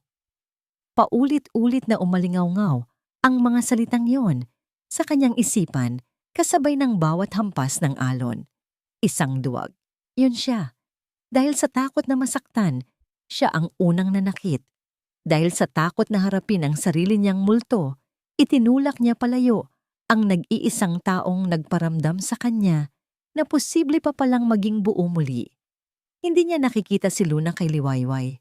Malayo. Si Luna ay isang matamis na alaala na puno ng pagsisisi, ngunit si Liwayway, siya ang hinaharap. Isang hinaharap na sinira niya dahil sa isang gabing puno ng alak at pagkamuhi sa sarili. Ang pag-ibig niya para kay Liwayway ay totoo. Ngayon niya lang iyon natanto ng lubusan, ngayong huli na ang lahat. Hindi ito isang pagtatangkang tubusin ang nakaraan. Ito ay bago. Ito ay totoo. At sinayang niya ito.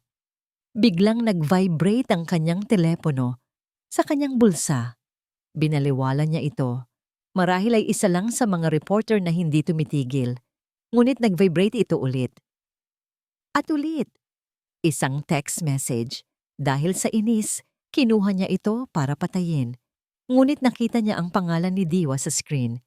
At ang mensahe, Hospital, Paraiso Medical. Si Liwayway, manganganak na premature. Bilisan mo. Ang lahat ng hangin ay tila hinigop mula sa baga ni Amihan. Ang ingay ng mga alon ay biglang naglaho. Ang tanging naririnig na lang niya ay ang dumadagundong na tibok ng kanyang puso. Nawala ang lasing. Nawala ang pagkamuhi sa sarili. Ang tanging natira ay ang isang nakakabinging takot. Takot na baka mawala sa kanya ang 2 taong pinakamahalaga sa mundo bago pa man siya makahingi ng tawad. Tumatakbo siyang bumalik sa kanyang sasakyan. Ang mga gulong ay umikit sa lupa habang mabilis niya itong pinaandar, pabalik sa syudad. Ang daan na tinahak niya ng ilang oras papalayo ay tila habang buhay niyang tinatahak pabalik. Bawat pulang ilaw ay isang pagsubok, bawat mabagal na sasakyan ay isang torture. Panginoon, wag po muna. Paulit-ulit niyang dasal. Wag mo muna silang kunin sa akin. Bigyan mo ako ng isa pang pagkakataon. Isang pagkakataon lang. POV, Liwayway. Isang tulak pa, Mrs. Soliman. Malapit na. Sa loob ng delivery room, ang mundo ni Liwayway ay lumiit sa espasyong ito. Ang bawat bugso ng sakit ay nagpapaalala sa kanya ng lahat ng pinagdaanan niya. Ang mga kasinungalingan ni Sylvan, ang panloloko ni Cassandra, ang masasakit na salita ni Amihan, ngunit may isang bagay na mas malakas kaysa sa lahat ng sakit na yon. Ang tibok ng puso ng kanyang anak. Sa bawat pag-iri, hindi na galit ang kanyang nararamdaman, kundi lakas. Ang bawat alaala ng pagtataksil ay ginagawa niyang gatong para sa kanyang determinasyon. Lalabas ang anak niya sa mundong ito na may isang inang mandirigma, isang inang hindi na muling magpapatalo. Narito na siya. Isa pa! Sigaw ng doktor. Sa isang huling makapangyarihang tulak, ibinuhos niya ang lahat ng kanyang lakas, lahat ng kanyang sakit, lahat ng kanyang pag-asa. At pagkatapos, sa gitna ng pagod at sakit, isang tunog ang bumasag sa lahat. Ang malakas at malusog na iyak ng isang sanggol. Nawala ang lahat ng sakit. Napalitan ito ng isang matinding pagbuhos ng pagmamahal. Hinayaan niyang bumagsak ang kanyang ulo sa unan, habang ang mga luha ng tagumpay at ginhawa ay malayang umagos sa kanyang mga pisngi. POV, Amihan. Tumatakbo siyang pumasok sa maternity ward, ang kanyang dibdib ay sumisikip sa bawat hakbang. Nakita niya si Diwa na nakatayo sa labas ng isang silid. Ang mukha'y bakas ang pagod, ngunit may ngiti sa mga labi. Amihan! Siya! Sila! Kamusta sila? Hirap na tanong ni Amihan. Ngumiti si Diwa. Okay na sila. Pareho silang ligtas, babae. Ang mga salitang yon ay ang pinakamagandang musikang narinig ni Amihan sa buong buhay niya. Napasandal siya sa pader, ang mga tuhod ay tila bibigay anumang oras. Pinayagan siyang pumasok ng nurse. Dahan-dahan niyang itinulak ang pinto. Nakita niya si Liwayway, nakahiga sa kama. Mukhang pagod na pagod, ngunit napakaganda. At sa mga bisig nito, nakabalot sa isang puting kumot, ang pinakamaliit at pinakaperpektong nilalang na nakita niya. Dahan-dahan siyang lumapit, ang puso'y puno ng pagsisisi at paghanga. Nang makita siya ni Liwayway, walang galit sa mga mata nito. Tanging pagod. Liwayway. Nagsimula siya, ang boses ay basag. Ako, patawarin mo ako. Sa lahat ng sinabi ko, sa pag-iwan ko sa'yo, patawarin mo ako. Hindi sumagot si Liwayway. Sa halip, dahan-dahan itong iniabot ang isang kamay, isang paanyaya. Nanginginig na hinawakan ni Amihan ang kamay nito. Mainit. Totoo. Isang tahimik na pagpapatawad, isang tahimik na pangunawa. Pumasok si Diwa sa silid, may dalang isang maliit na ngiti. Ngunit ang mga mata nito ay seryoso. Liway, pasensya na sa istorbo. Pero tumawag na ang korte. Itinakda na nila ang huling hearing sa makalawa na. Ang munting bula ng kapayapaan sa loob ng silid ay biglang pumutok. Tumingin si Amihan kay Diwa, puno ng pag-aalala. Hindi pa siya handa. Kakapanganak pa lang niya. Iyon na nga ang problema. Paliwanag ni Diwa, ang boses ay mababa. Ginamit ng kampo ni Sylvan ang emergency situation mo para pabilisin ang proseso. Sasabihin nilang hindi ka stable, na ang premature birth ng bata ay dahil sa'yo. Kailangan nating maging handa. Humarap si Diwa kay Liwayway, ang mukay puno ng pag-aalala. Liway, kaya mo ba? Kung sasabihin mong hindi, gagawa ako ng paraan para i-postpone ito. Isang sandali ng katahimikan ang bumalot sa silid. Ang tanging maririnig lamang ay ang mahinang paghinga ng sanggol. Tumingin si Liwayway sa kanyang anak, na payapang natutulog sa kanyang mga bisig, walang kamalay-malay sa digmaang ipinaglalaban para sa kanya. Dahan-dahan niyang hinaplos ang malambot nitong pisngi. Ang lahat ng pagod, sakit, at pagdududa ay biglang naglaho, napalitan ng isang kapangyarihang hindi niya kailanman naramdaman noon, ang walang hanggang lakas ng isang ina. Itinaas niya ang kanyang paningin at tiningnan si Diwa. Pagkatapos ay si Amihan, na mahigpit pa ring hawak ang kanyang kamay. Walang bakas ng takot o pag-aalinlangan sa kanyang mga mata. Tanging isang kalmado at hindi matitinag na determinasyon. Handa na ba ako? Pag-uulit niya sa tanong.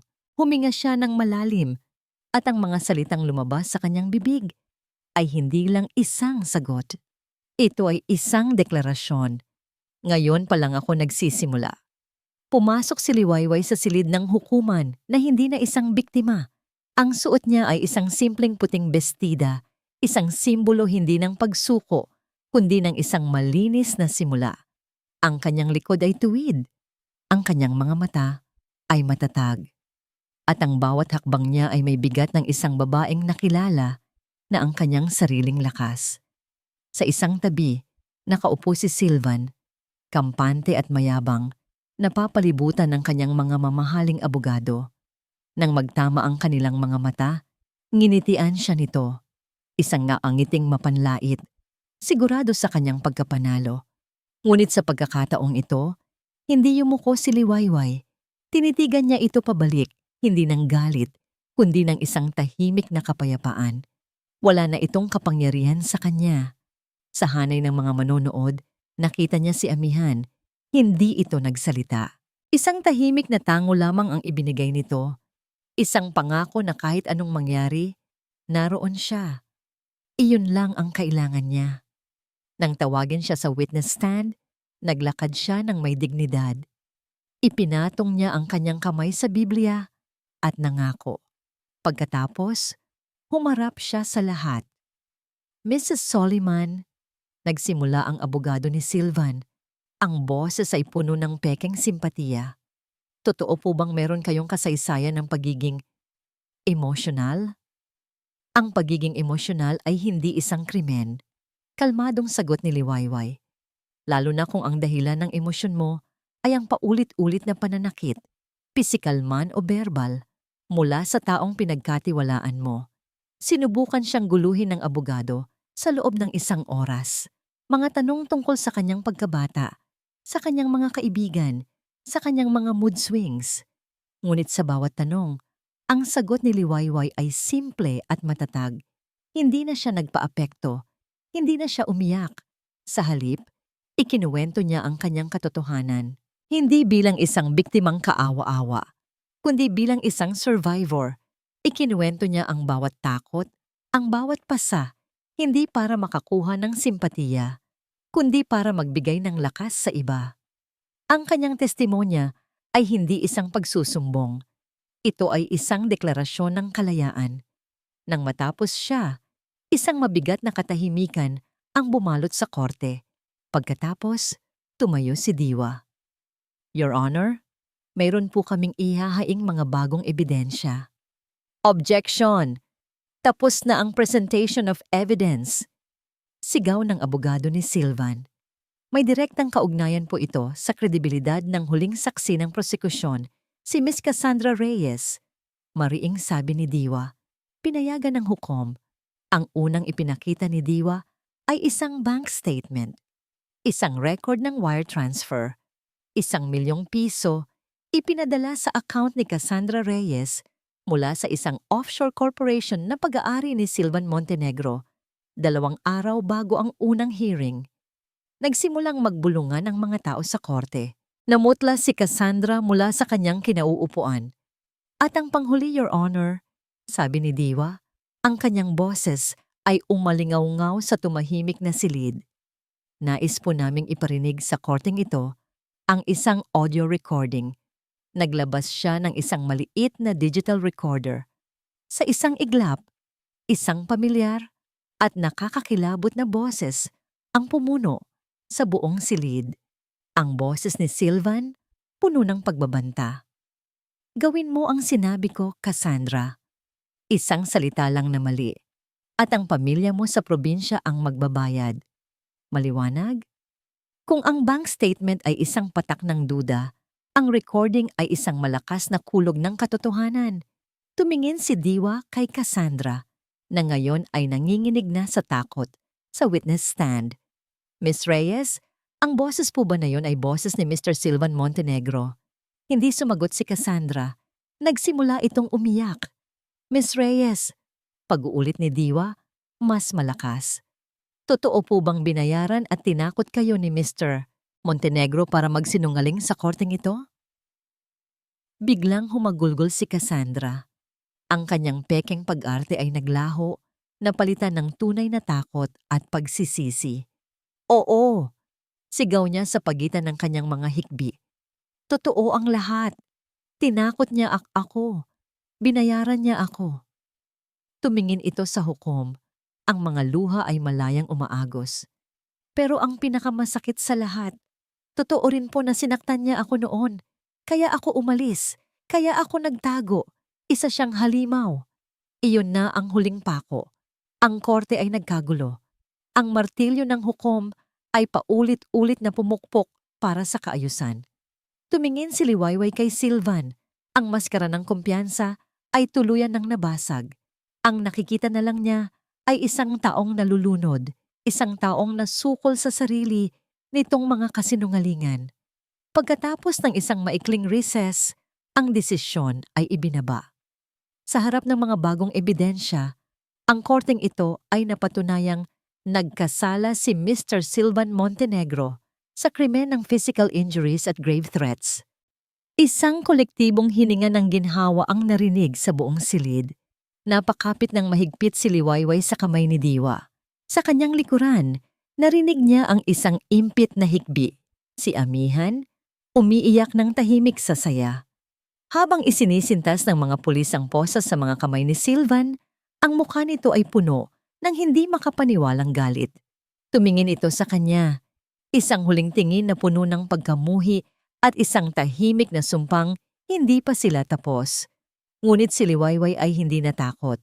Tinitigan niya lamang ito pabalik at pagkatapos ay tumalikod. Tapos na siya sa kanya. Paglabas nila ng korte, sinalubong sila ng mga flash ng kamera at sigawan ng media. Ngunit sa gitna ng kaguluhan, isang tao lang ang nakita ni Liwayway. Si Amihan, na dahan-dahang lumapit sa kanya. Ang mga matay namumula pa, ngunit puno ng pagmamahal. Hindi na nila kailangan pang magsalita. Sa gitna ng ingay, sa gitna ng kanilang tagumpay, ang mundo nila ay lumiit sa kanilang dalawa. Hinawakan ni Amihan ang kanyang kamay. Tumingin ito sa kanya. Isang ngiting puno ng pag-asa ang sumilay sa mga labi nito. Mahina itong nagtanong, sapat lang para marinig niya. Anong pangalan niya? Tumingin si Liwayway sa malayo, sa asul na langit sa likod ng mga gusali. Isang ngiti ang gumuhit sa kanyang mga labi, isang ngiting naglalaman ng lahat ng kanyang pinagdaanan at lahat ng kanyang hinaharap. Pag-asa. Isang taon na ang nakalipas mula nang huli siyang tumayo sa harap ng maraming tao na may takot sa kanyang dibdib.